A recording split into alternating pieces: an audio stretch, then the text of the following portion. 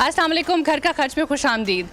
पाकिस्तान का एक बड़ा मसला वो ये है कि पाकिस्तान में तालीम आम नहीं है। यही वजह है कि हमारा मुल्क बाकी मुल्कों से बहुत पीछे है, क्योंकि मसला ये है कि जब तक हर गरीब का बच्चा आगे बढ़कर तालीम हासिल नहीं करेगा, हमारा मुल्क कभी भी ताकतवर नहीं हो सकता। और यहाँ पे आजकल आप देख रहे हैं कि जिस तरह से महंगाई की सूरत हाल है, इसमें लोग अक्सर मुझे फ़ोन करते हैं और यही कहते हैं कि या तो हम अपने बच्चे को पढ़ा लें और या तो फिर उसको खिला लें। तो साफ़ सी बात है, वो खिलाने को ज़्यादा तरजीह देते हैं क्योंकि उनका बच्चा ज़िंदा तो रहेगा।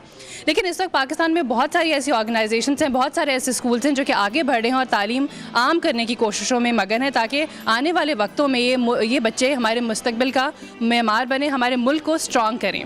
तो इस वक्त मैं द सिटीज़न फाउंडेशन में मौजूद हूँ और मेरे साथ ब्रिगेडियर तारिक अली ख़ान साहब मौजूद हैं, जो कि रीजनल मैनेजर हैं इस स्कूल के। जी अस्सलाम वालेकुम। जी, कैसे हैं आप? बहुत ठीक, शुक्रिया। ब्रिगेडियर साहब से तो स्कूल के हवाले से किस तरह ये स्कूल चल रहा है, बच्चों को क्या इस वक्त फैसिलिटीज़ दी जा रही हैं, अगर उसको बाकी गवर्नमेंट स्कूल से बाकी स्कूल से अगर कंपेयर किया जाए तो क्या होता है, उस बारे में तो बात होगी। लेकिन साथ साथ बच्चों को जो यहाँ पे एक्टिविटी कराई दी जाती है अदर देन एजुकेशन, उसके बारे में भी मैं आपको बताऊँगी। और साथ साथ बहुत सारे ऐसे बच्चे हैं जिनको मुझे देख के बहुत खुशी हुई है कि जो ना सिर्फ यहाँ पर पढ़ाई कर रहे हैं बल्कि उसके साथ साथ घर का खर्च चलाने में भी कॉन्ट्रीब्यूट कर रहे हैं। वो कौन से बच्चे हैं, कितने वो स्ट्रॉन्ग बच्चे हैं, उनकी स्टोरीज़ भी मैं आपके सामने इसी प्रोग्राम में लेकर आऊँगी। तो जनाब ब्रिगेडियर साहब, ये बताइए कि इस वक्त हम देख रहे हैं कि यहाँ जो मैं चलते में आई हूँ, तो ये जो एरिया है इसमें ज़्यादातर जो है बल्कि मोस्टली गरीब बच्चे ही रहते हैं। तो अब जिस तरह आपने मुझे इस प्रोग्राम से पहले कहा कि कुछ लोगों को फ्री ऑफ कॉस्ट दी जाती है एजुकेशन, किससे थोड़े से पैसे लिए जाते हैं, तो किस तरह से आप क्राइटेरिया सेट करते हैं? आप तो हर कोई आके कह दीजिए मैं गरीब हूँ, मैं दे नहीं सकता, तो कैसे आप जज करते हैं? सबसे पहले तो सबीन, हम ये चाहते हैं कि इस मुल्क में कोई ऐसा बच्चा जो कि जिसके पेरेंट्स अफोर्ड ना कर सकें, वो तालीम से महरूम नहीं रहना चाहिए। और ये स्कूल तमाम बने ही ऐसे इलाकों में हैं जहाँ पर के पसमानदा इलाके हैं, जहाँ पर गरीब लोग रहते हैं, और हम चाहते हैं कि बच्चों को तमाम को एक ऐसी सहूलत फराहम करें कि वो यहाँ अच्छी तालीम हासिल कर सकें। तो जैसे आपने पूछा कि हम लोग क्राइटेरिया कैसे सेट करते हैं, तो ये क्राइटेरिया ऐसा है कि हम जब बच्चे एडमिशन्स के लिए आते हैं तो उनके पेरेंट्स जो हैं वो फॉर्म भरते हैं और उस फॉर्म में वो तमाम वो चीज़ें लिख देते हैं जो हमने एक कवायद बनाए हुए हैं। नहीं, लेकिन अगर उसमें आपने लिखा है कि आपकी महाना आमदनी कितनी है, अब वो लिखने की मेरी तो बहुत कम है, तो क्या पता चले कि वो सच बोल रहे हैं झूठ? जी, मैं यही कह रहा था कि वो तमाम चीज़ें लिखने के बाद वहीं पर नहीं छोड़ दिया जाता। हमारे स्कूल की जो प्रिंसिपल और टीचर्स हैं वो, क्योंकि कम्युनिटी के करीबी स्कूल है, तो वो जाके इन कवायद को ज़मीनी हक़ाइक़ के साथ चेक करती हैं ताकि किसी मुस्तहिक़ का हक़ ना मारा जाए और कोई गैर मुस्तहिक़ आदमी ये चीज़ ले ना ले। टीचर्स जो हैं वो कहाँ, किन किन इलाकों से आते हैं? उनके जो बच्चे हैं वो तो इस वक्त ये मेरे ख्याल से भैंस कॉलोनी इस इलाके को कहते हैं। ये रेडी गोट का इलाका है और हमारी ये कोशिश होती है कि जिस इलाके में स्कूल बने उसके इलाके के गिरदो नवा में जो तालीम याफ्ता ख़वातीन हैं उनको इस स्कूल का टीचर बनाया जाए और उनको हम लोग स्कूल से घर और घर से स्कूल तक बाकायदा उनको वैन्स प्रोवाइड करते हैं। तो उनको आने जाने में आपने जैसे कहा कि सहूलत दी जाती है, तो उनकी एजुकेशन जो है, उनका एक्सपीरियंस जो है वो कितना होता है, किस तरह से आप देते हैं? क्योंकि बच्चों को वो पढ़ा रहे हैं, एक बहुत बड़ी रिस्पॉन्सिबिलिटी है। जी देखिए, इसमें यह है कि हम लोग जो हैं ग्रेजुएट्स लेते हैं, लेकिन मैं यहाँ ये बताता चलूँ कि कुछ इलाके क्योंकि इस कदर पसमानदा हैं कि वहाँ पर हमें जब ग्रेजुएट टीचर्स नहीं मिलती तो हम इंटरमीडिएट को भी ले लेते हैं। लेकिन मैं यहाँ एक ये चीज़ ज़रूर बताना चाहूँगा आपको कि जब हमारी टीचर्स एक दफ़ा इंडक्ट हो जाती हैं तो हम उनकी ट्रेनिंग के लिए बहुत सरमाया और वक्त सर्फ करते हैं। अच्छा, दूसरी बात ये कि जो आपने कहा कि यहाँ पे जो बच्चे अफोर्ड नहीं कर सकते, आप पूरा रिसर्च करते हैं, पूरा उनका वो चेक होता है, तो जो नहीं अब बिल्कुल अफोर्ड कर सकते उनसे कितने पैसे लेते हैं? देखिए, यहाँ पर बच्चे ऐसे पढ़ रहे हैं जिनके वालिदैन 10 रुपये भी दे रहे हैं सिर्फ, और उनको तालीम भी मिल रही है, उनको किताबें भी मिल रही हैं, उनको जो यूनिफॉर्म है वो भी मिल रहा है। तो किसी बच्चे को भी यहाँ पर अगर वो डिज़र्विंग है और उसको तालीम की ख्वाहिश है तो वो इस वजह से यहाँ से वापस नहीं जाता कि उसके वालिदैन पे नहीं कर सकते। जो अफोर्ड कर सकते हैं तो वो मैक्सिमम कितना पे करते हैं? देखिए, यहाँ पर हमारा जो फ़ीस स्ट्रक्चर है वो भी बहुत ही मुनासिब है। यानी प्राइमरी स्कूल की जो मैक्सिमम जो है फ़ीस वो 265 रुपये है और जो सेकेंडरी स्कूल है उसकी 325 रुपये, यानी जो मैक्सिमम है।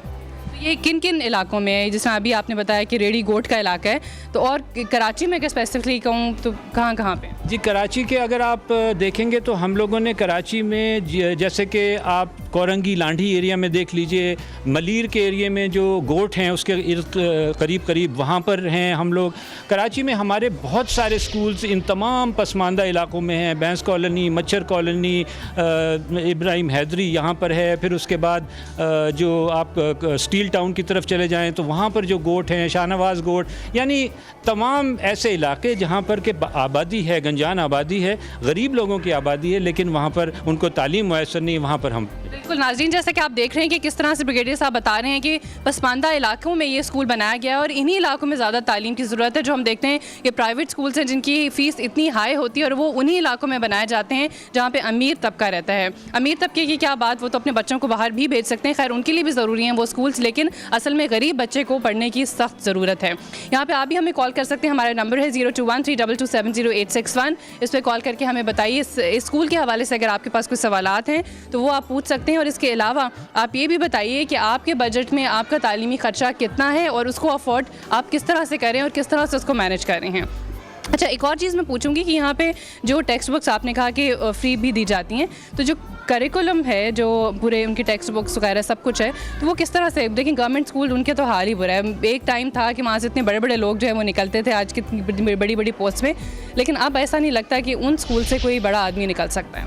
ये आपने अच्छा हुआ कि ये सवाल पूछ लिया। असल में देखिए, हम लोग जो हैं अपनी जो सेकेंडरी एजुकेशन है वो बोर्ड्स, जो हमारे प्रोविंसेस के बोर्ड्स हैं, उनके इम्तिहान के लिए देते हैं। तो हमारा करिकुलम, एक तो कौमी करिकुलम हम फॉलो करते हैं और क्लास KG से लेके क्लास 8 तक हम लोग जो सिलेबस फॉलो करते हैं, जो करिकुलम फॉलो करते हैं, उसमें हम कोशिश करते हैं कि जहाँ से भी हमें अच्छी चीज़ें मिल सकें जिस करिकुलम से, उसको शामिल करते हैं। अपनी टेक्स्ट बुक्स डिज़ाइन करते हैं, अपनी टेक्स्ट बुक्स पब्लिश भी करते हैं कुछ, और वो हम इस तरीके, तो लिहाजा हमारे यहाँ मुस्बत तब्दीली के लिए हर वक्त हम कोशिश रहते हैं और इसलिए हमारे करिकुलम जो है वो डायनामिक है और वो हर साल उस पर रिव्यू होता है और वो बहुत उसको मॉडिफाई किया जाता है। किस तरह से इंश्योर करते हैं कि जो सिस्टम इम्प्लीमेंट किया गया है वो बिल्कुल सही है? कौन इसको चेक करता है? देखिए, एक तो मैं आपके सामने बैठा हुआ हूँ, मैं यहाँ का रीजनल मैनेजर हूँ, यानी जितने सिंध का जो रीजन साउथ के स्कूल्स हैं वो मैं उनका रीजनल मैनेजर हूँ। मेरे नीचे हमने depending on the number of schools clusters और एरियाज़ बना दिए हैं। हर एरिया में एक एरिया मैनेजर है और वो उसका काम भी यही है कि मुस्तकिल स्कूलों को विज़िट करें और वहाँ पर देखें कि जो बताया हुआ करिकुलम है वो फॉलो हो रहा है, स्कूल में तालीम उसी तरीके से दी जा रही है जैसे कि हम लोगों की पॉलिसी के मुताबिक है। लिहाजा मॉनिटरिंग इस तरफ से होती है। फिर हमारी एक एजुकेशन, मेरे रीजन में एक रीजनल एजुकेशन मैनेजर हैं और उनके नीचे असिस्टेंट एजुकेशन मैनेजर्स की एक टीम है जिनको X नंबर ऑफ़ स्कूल्स दिए हुए हैं, तो वो मुस्तकिल उसमें विज़िट करके जाके उनका तमाम मॉनिटर करती हैं। तो मॉनिटरिंग एक हमारी गवर्नमेंट स्कूल्स के मुकाबले में, यानी मॉनिटरिंग हमारा बहुत स्ट्रॉन्ग पॉइंट है। ये सबसे इंपॉर्टेंट चीज़ है, मॉनिटरिंग नहीं होगी तो कैसे पता चलेगा कि क्या कुछ पढ़ाया जा रहा है। अच्छा, एक और चीज़ है जो कि मैं अपने व्यूअर्स से भी शेयर करना चाहती हूँ कि मैं सिर्फ इस जगह पे नहीं जहाँ पे बैठी हूँ, बल्कि जिस क्लास में भी मैं यहाँ गई हूँ और आपको भी मैं राउंड लगवाऊँगी, हर जगह पे बड़ी ही खुशगवार में एहसास हो रहा है क्योंकि हवा हर जगह है। क्योंकि जिस इलाके में मौजूद यहाँ पे बिजली का बहुत प्रॉब्लम है, लेकिन उसके बावजूद भी बिजली ना होने का मतलब कोई एहसास नहीं हो रहा। तो क्या इसको सामने रख के डिज़ाइन किया गया था यहाँ के बिजली का मसला? ये भी आपने मुझसे बड़ा अहम सवाल पूछ लिया। आपको मैं बताता चलूँ कि जब ये स्कूल जो TCF की बुनियाद जिन लोगों ने डाली थी उनमें हमारे एक बहुत रिनाउंड आर्किटेक्ट हैं अरशद अब्दुल्ला साहब और उनके एक भाई शाहिद अब्दुल्ला, तो वो लोग भी फाउंडिंग डायरेक्टर्स में से। तो अरशद अब्दुल्ला साहब ने इन तमाम स्कूल्स का आर्किटेक्चरल डिज़ाइन ऐसे बनाया कि कमरे जो हैं वो रोशन हों, हवादार हों, और आप देख रही हैं कि इस वक्त भी हमें कितने अच्छे माहौल में हम यहाँ, ताकि बच्चों को बहुत अच्छा खुशगवार माहौल मिले। बच्चे जिन इलाकों से आते हैं तो वो तो यहाँ आके उनको जाने का दिल ही नहीं चाहता होगा, कहते हैं कि हम यहीं पे रह जाएं। मैं आपको ये क्या बताऊं कि यहाँ पर जो बच्चे हैं वो इस स्कूल को इतना पसंद करते हैं और इस माहौल को इतना पसंद करते हैं कि कभी कभी तो स्कूल की छुट्टी के बाद बच्चों को घर भेजने में हमें दुश्वारी होती है। लो, बच्चे अक्सर ये होता है कि स्कूल जाने में ज़िद करते हैं, यहाँ से स्कूल से जाने में उनको मुश्किल होती है। अच्छा, यहाँ पे विमेन एम्प्लॉयमेंट के बारे में क्या है, क्योंकि जो ख़वातीन का ये जॉब का मसला है और स्पेशली जिन इलाकों में ये स्कूल्स हैं वहाँ पे टीचर्स का आना, रिस्ट्रिक्शंस वैसे ही है हमारे माशरे में जिस तरह का माहौल है, तो उसको किस तरह से आपको? देखिए, एक तो मैं आपको बताता चलूँ कि हमारे तमाम स्कूल जो हैं वो 100% उसका जो टीचिंग स्टाफ है, फैकल्टी स्टाफ है, वो फ़ीमेल है। तो आप सोचिए कि 5200 से ज़्यादा इस वक्त TCF में फ़ीमेल स्टाफ टीचिंग पे एम्प्लॉयड। माशाल्लाह। और वैसे भी जो वालिदैन अपनी बच्चियों को भेजते हैं तो वो भी कंफर्टेबल फील करते होंगे। जी, ये आपको बताऊं कि हम लोगों को जेंडर रेशो स्कूलों में मेंटेन करने पे हम बहुत ज़ोर देते हैं। हम चाहते हैं कि 50% बच्चियां हों और 50% बच्चे हों, और कई इलाकों में हमें इसमें बहुत कामयाबी हुई है, और कई इलाकों में जो बहुत ही यानी अभी पासमानदा हैं, जहाँ पर के लोगों के अभी रवैये बदले नहीं हैं, वहाँ पर भी हमें बहुत कामयाबी हो रही है, क्योंकि वो देखते हैं कि यहाँ पर फैकल्टी पूरी फ़ीमेल है और माहौल स्कूल का बहुत अच्छा है, तो अब वो बच्चियों को भेज देते हैं। यहाँ पे जो आती हैं ख़वातीन जो पढ़ाने के लिए आती हैं, फ़ीमेल टीचर्स जो हैं, वो क्या उनकी सैलरी भी डिसाइडेड होती है? उसका वो किस क्राइटेरिया के बेसिस पे होती है? जी, सैलरी का ये है कि हम लोग सैलरी बेसिकली डिसाइड करते हैं उनकी क्वालिफ़िकेशंस को देखते हुए, और फिर ये भी है कि हम सैलरी के साथ साथ उनको, और जैसे एक तो आपको मैंने ये बहुत बड़ी आपको बताया फैसिलिटी कि घर से पिकअप और ड्रॉप है, फिर उसके बाद हम लोगों ने उन लोगों के लिए हेल्थ के लिए एक इंश्योरेंस एशिया केयर की कर ली है। फिर उसके बाद जब हमारे साथ कोई टीचर रह जाती हैं 1 साल, तो उनको हम एक अवार्ड दिया जाता है for staying there, which is monetary cash award. तो हम लोग यानी अपने महदूद वसाइल में रहते हुए भी अपनी टीचर्स की और उसके लिए सैलरीज़ के लिए काफ़ी खर्च करते हैं। यहाँ पे एक कॉलर है, उनकी तरफ आते हैं। जी, अस्सलाम वालेकुम। वालेकुम अस्सलाम सभी, मैं डॉक्टर आबिद बात कर रही हूँ। First of all I really appreciate your program. आपके प्रोग्राम्स बहुत थैंक यू वेरी मच होते हैं विद वेरी गुड आइडियाज। मेरा ब्रिगेडियर साहब से एक सवाल है, क्या मैं उनसे बात कर सकती हूँ? जी जी, ज़रूर आप कीजिए। मैं आपका सवाल उन तक पहुँचाऊँगी। जी जी, ब्रिगेडियर साहब से मेरा सवाल यह है कि अगर डॉक्टर्स इस किस्म के स्कूल में सर्व करना चाहें रिगार्डिंग हेल्थ कंडीशंस और promotion of proper health safety measurements and everything, तो वो किस तरह से इस इंस्टीट्यूट और इस एनजीओ का पार्ट बन सकते हैं? Because I know few people including me who want to do this, तो प्लीज काइंडली एलैबोरेटिव आंसर दे दीजिएगा। Thank you. ठीक है, थैंक यू वेरी मच। आपको कॉल करने का बहुत शुक्रिया। यहाँ पे एक डॉक्टर साहिबा थी, उन्होंने कहा कि अगर इस तरह की स्कूल्स में, इस तरह के इंस्टीट्यूट्स में अगर डॉक्टर्स आना चाहें कि जो हेल्थ फैसिलिटीज़ बच्चों को देनी होती हैं, तो उसका क्या तरीक़ाकार है, वो किस तरह से अप्रोच करें और क्या वो कर सकते हैं? तो ये मैं आपको बताऊं कि ये हमारे कई स्कूलों में इनिशिएटिव प्राइवेट जो डॉक्टर्स वगैरह हैं उन्होंने लिया है, और उसका ये तरीका है कि वो हमारे हेड ऑफिस को कांटेक्ट करें, हमें बताएं कि किस पर्टिकुलर एरिया में वो जाना चाहती हैं और किस किस्म की हेल्थ फैसिलिटी हमारे स्टूडेंट्स को एक्सटेंड करना चाहती हैं, तो हम उनको फैसिलिटेट करेंगे। हमारे यहाँ बच्चों को हमारे यहाँ बच्चों की आइज़ टेस्टिंग करने के लिए लोगों ने वॉलंटियर किया, और हम लोगों ने उनकी आई टेस्टिंग्स कराई और कई के मेडिकल एग्जामिनेशंस करवाए। तो ये वो अगर हमें TCF हेड ऑफिस में हमारे रिंग कर लें और हमें से कांटेक्ट कर लें, तो हम उनको ये फैसिलिटी। बिल्कुल डॉक्टर साहब, आपको जो है जवाब मिल गया होगा। इनकी वेबसाइट जो है उस पर आप अगर आप इंटरनेट का इस्तेमाल यकीनन करती होंगी, तो गूगल पे जाकर द सिटीज़न फाउंडेशन से आप सर्च कर लें और वहाँ पे उनके कॉन्टैक्ट नंबर्स आपको ज़रूर मिल जाएंगे।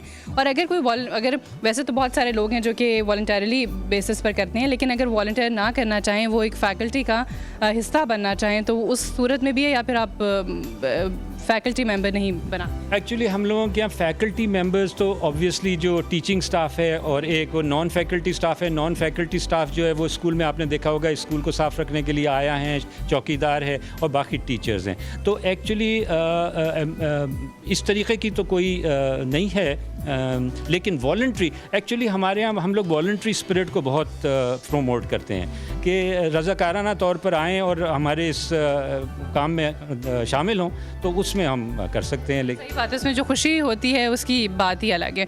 तो ये बताएं कि यहाँ पे जो जितने बच्चे हैं उनको एक तो होता है ना उनकी एजुकेशन उनको देना, एक होता है उनके साथ उनकी तरबियत भी करना, वो भी बहुत इंपॉर्टेंट है। बहुत सारे स्कूल्स में ये भी कराया जाता है। अब तो कॉन्सेप्ट और ज़्यादा बढ़ रहा है। मैं जितने स्कूल्स में गई हूँ तो वहाँ पे भी डेवलप। जी, TCF के तो एक वैल्यूज़ हैं। TCF की वैल्यूज़ में दयानतदारी है, मुस्बत सोच है और मुस्तकिल बेहतरी है, और ये सब चीज़ें हमारी जब हमारे बच्चे क्लास यानी KG में आते हैं, तो उससे जो उनकी फैकल्टी स्टाफ है, प्रिंसिपल और टीचर्स, उनमें हर वक्त ये हमारी TCF की वैल्यूज़ इनग्रेन करने की कोशिश करते हैं, ताकि जो हम चाहते हैं कि हमारा, आपको पता है कि विजन ही जो है वो पॉजिटिव चेंज है। तो अगर हम इन लोगों को सबको हम उसका नुमाइंदा बनाना चाहते हैं, जो हम कर रहे हैं यहाँ पर, we are making agents of positive change. बच्चे जो हैं वो तो फिर भी आ जाते हैं, लेकिन बच्चियों का बड़ा मसला होता है कि उनको या तो ये घर बिठा दिया जाता है, छोटी उम्र में उनकी शादियां कर दी जाती हैं, तो उनकी तालीम, आपको पता है कि पाकिस्तान में जो लिटरेसी रेट है वो लड़कियों का बहुत कम है, तो इसमें भी आप कुछ ज़्यादा मतलब प्रमोट करते हैं कि लड़कियां आगे बढ़ें? जी बिल्कुल आपको मैं बताऊं कि हम लोगों के यहाँ जो एक बहुत इम्पॉर्टेंट एस्पेक्ट है कि हम जिस स्कूल में भी जाते हैं, जब मैं जाता हूं एक चीज़ मॉनिटर करने, तो मैं सबसे पहले प्रिंसिपल से ये भी पूछता हूं कि भाई जेंडर रेशो आप कैसा है आपका, and if it is not 50% तो then the principal has to answer for it. तो जब एडमिशन्स होते हैं तो आप होंगी कि हम चाहते हैं कि बच्चियों की जो सीट्स हैं वो पहले फिल हों और उसके बाद जाके हम लोग बचो। तो हम लोग इस पे बहुत तो कर रहे हैं और मैं आपको ये बताऊं कि इससे बड़ी मुस्बत तब्दीली आ रही है। मैं रिमोट एरियाज़ में, मेरे स्कूल्स हैं पूरे सिंध में हैं, तो मैं बहुत रिमोट एरियाज़ में गया जहाँ पर अगर हमारा स्कूल ना होता तो मुझे यकीन है कि जो वो बच्चियाँ जो प्राइमरी स्कूल में पढ़ रही हैं वो कभी भी किसी स्कूल को आज तक अंदर से ना देख सकते। बिल्कुल सही। और ये जो कॉन्सेप्ट है बल्कि अब तो चेंज हो रहा है, लेकिन उसको मज़ीद चेंज करने की ज़रूरत है कि बच्चों को तो तालीम की ज़रूरत होती है कि उन्हें आगे जाके घर चलाना होता है, लेकिन बच्चियों को भी बहुत ज़रूरी है कि उन्होंने भी आगे जाके पूरा घर मैनेज करना होता है और उसके लिए भी तालीम बहुत ज़रूरी है। बच्चों की परवरिश करनी है। अगर वो खुद तालीम याफ्ता नहीं होगी तो वो बच्चों को क्या एजुकेशन देगी, क्या उनकी पर्सनैलिटी को ग्रूम करेगी।